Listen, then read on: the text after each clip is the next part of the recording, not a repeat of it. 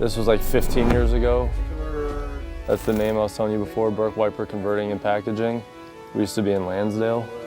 My dad and my uncle down there. That's my grandfather and my grandmother. The company before this that he started was called DPC, Disposable Products Company.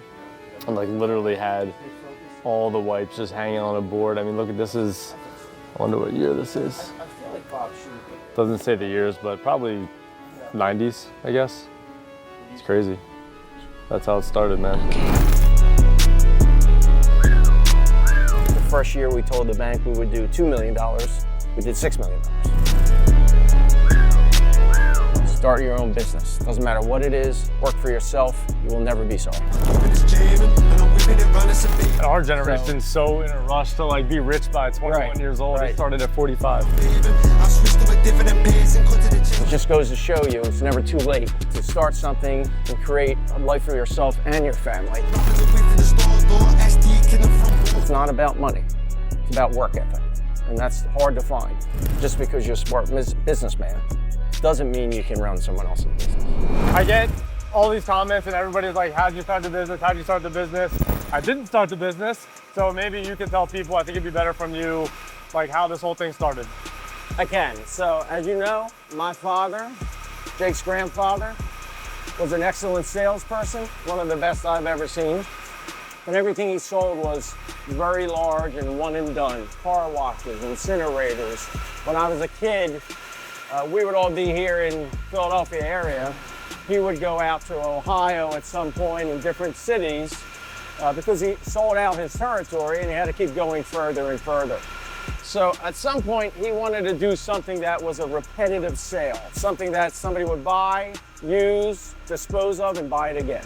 And he answered an ad in a magazine or a newspaper at the time for a company in Jersey that was selling wipes and rags, cut up clothing, rags back then. It was 1975-ish. Worked for that company for a short period of time, really liked what he was doing, and they wanted him to sign a non-compete, and he felt like, you know what, I don't want to sign a non-compete. I've got 4 boys at home. I want to start my own business. He was 45 years old at that time. And it just goes to show you, it's never too late to start something and create a life for yourself and your family. And our generation's so in a rush to like be rich by 21 years old. It started at 45. And the fact is you have plenty of time, but younger the better. So he gave his notice there and he literally ordered 2 bales of clothing to our home in our neighborhood in Havertown. We rolled it up the driveway on skateboards, I recall, into the garage. And myself and one of my brothers cut up the clothing into rags. My father and one of my brothers went out on the street and sold it. And another one of my brothers, my oldest brother, delivered those in an old Ford pickup truck with 3 on the column. It was an old stick back then. Over the years, you know, the product line changed. We built some handmade equipment, my father did and one of my brothers, to create some of these products. And at a point in time, a machine was built. The first machine was bought, not built, but bought. That was, I think, a quarter folder to fold napkins. And over the years, the business just grew. Some of us came and went out of it, but at the end of the day, we all ended up in the business. We were young, I was young. My father was retired and was not going to go back into business again, but the rest of us were young. And we started over again. That was in the year 2000. And that's what led us to this business today that we built up that, you know, much larger than the original business, but still the same concept, same products, and an industry that I'm very passionate about, and I think Jake now is. Yeah. And that's our history. There's a lot of kids that always ask, like, how do I start this? How much money do I need? My first question is, would you recommend they start a manufacturing company? If yes, what would that look like? And if no, like, what would you suggest that they do first? We know from growing up in it, you know from growing up in it, manufacturing is very difficult. What I suggest to someone starting in manufacturing, unless it was a very unique product, very clean, didn't require a lot of equipment and labor, and was high margin, if it was all of that, I'd say, sure, start a manufacturing business. But this is a hard business to run. And your generation has learned that, you know, less people, you know, more knowledge, more hands-off, good systems, good software. There's a lot of ways to make money without getting so involved in a 24/7 operation. So my advice would be, if you did want to be in this business, be a distributor. It's cleaner, it's easier to manage, good profitability. But whatever you do, if you have it in you and you're entrepreneurial, start your own business. Doesn't matter what it is, work for yourself, you will never be sorry. What do you think the hardest part about starting a business is? And I want to talk about this because most people on the internet make it seem glamorous, and it can be, but like, what are the challenges that people are going to face in the beginning of like starting any business? Everything is difficult in life. And you're going to experience all of that when you start a business. It's going to be, you know, do you have the cash flow to start it? Do you have the connections? Do you have the right product? You know, all of these things, you'll be up at night thinking, am I doing the right thing? Do you have a good partner or the right people to help you? Because one person does not build a business like this. It's a team. It's everybody in this plant, from someone sweeping the floor to driving a forklift. We need everybody to do it, and they're all as important. Nobody's more important than anyone else, including me. You know, this is the team that makes this work. But I would say, if you have a good idea and you've researched it, learn as much knowledge about it as you can, find the experts in the industry, you know, get educated. Don't just, I'm going to start a business and, you know, fly off and get running. Prepare for it, find good vendors. You're only as good as your vendors. Find some good people if you need them to work with. Start slow.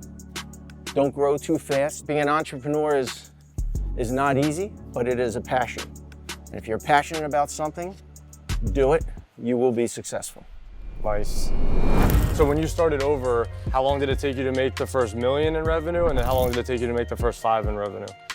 Look, the start over was easy because, you know, a lot of the legwork was done in the first business. And when we sold it, the people who bought it, they bought 3 other businesses, and then they put them under our roof and used our name. So they had what they would consider a conglomerate, but it was still 4 family businesses. So they were very smart businessmen. Some of them owned companies on the New York Stock Exchange. They were very wealthy. But what I learned from that experience is, just because you're a smart businessman doesn't mean you can run someone else's business. And this, like I just said, is a difficult business. And they struggled. They made a lot of mistakes. I was there along with 2 of my brothers. You know, we all left early because we realized at some point we didn't like the way these guys were doing things. They were making mistakes, but it was their business to make mistakes. And it wasn't our place to say you're doing it wrong. So we decided at some point to leave.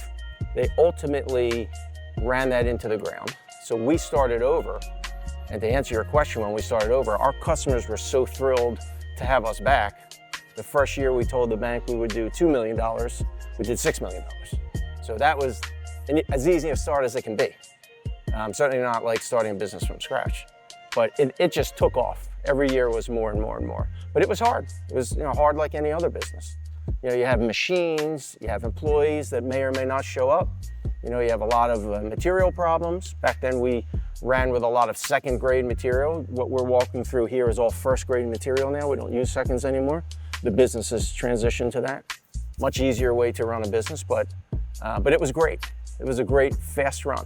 And you witnessed a lot of that, you know, in your past 10 years, from Lansdale, the building before this, to this building.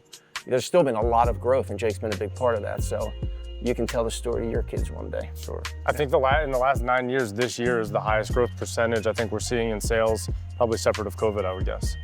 Yeah, these have been some really good years, and you know, a lot of organizational years where we're really, thanks to some of the stuff you've done, a lot of this work you've done, really getting organized, detailed, focused on what our mission is here.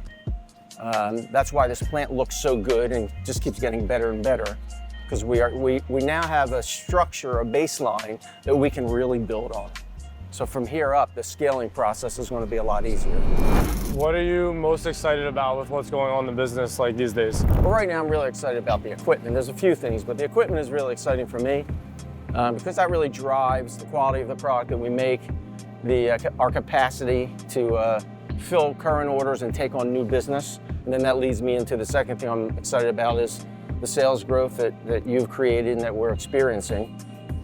You know, it's really exciting to have that volume of sales coming through here.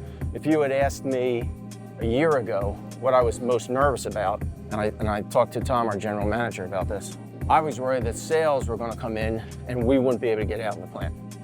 And at that point, we would not have been able to. We just were not running efficiently enough, and we needed new equipment. So some of the things that you've seen in these videos, but all the automation and robotics and, you know, replacing employees, moving them elsewhere. We're not getting rid of them, but, you know, limiting the amount of employees on a line makes us more efficient, makes us more competitive in the marketplace, makes us more profitable. It's good for us, it's good for our customers, and the business runs a lot better.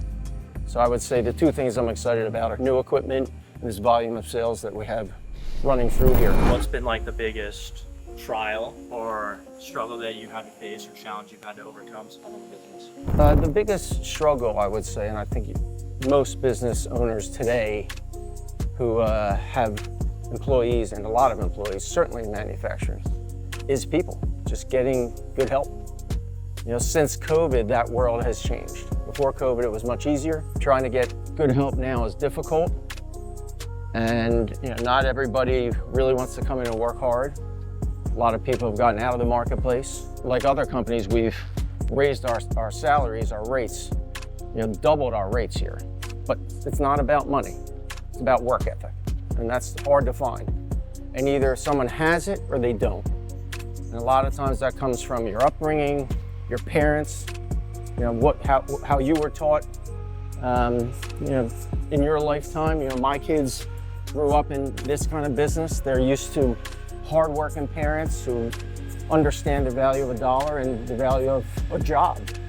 And that's really hard to find these days. But when you find somebody good, you know, they're worth their weight in gold. And we have people who've been here 25 years.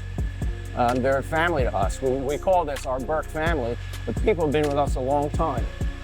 We've got people who drive an hour and a half, work a 10-hour shift, and drive an hour and a half home. And that certainly says something about the business and the family, and it says something about that employee. That is a solid employee, and again, like I said, we can't do this without them. This is a team effort, so we're very appreciative of that. But that's the hardest hurdle, most difficult one. Good question. Yeah, that was a good question. I got interviewed for that radio show and they were like, okay, so what sports did you play growing up? And I was like, I didn't. I got a job as soon as I could. They were like, you just worked? He's working in a sneaker store. I just worked, yeah.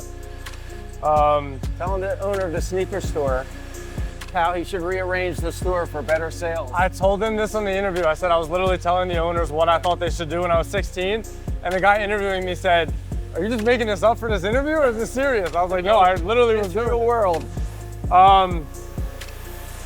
Any other questions come to mind? And by the way, this is all great. Like, we don't need to do any more, but. Not a popping up right now. No, that was good. That was really good. Good job. Good job. Yeah, you crushed it. Thank you. Papa feel we on them love drugs again. Yeah, yeah.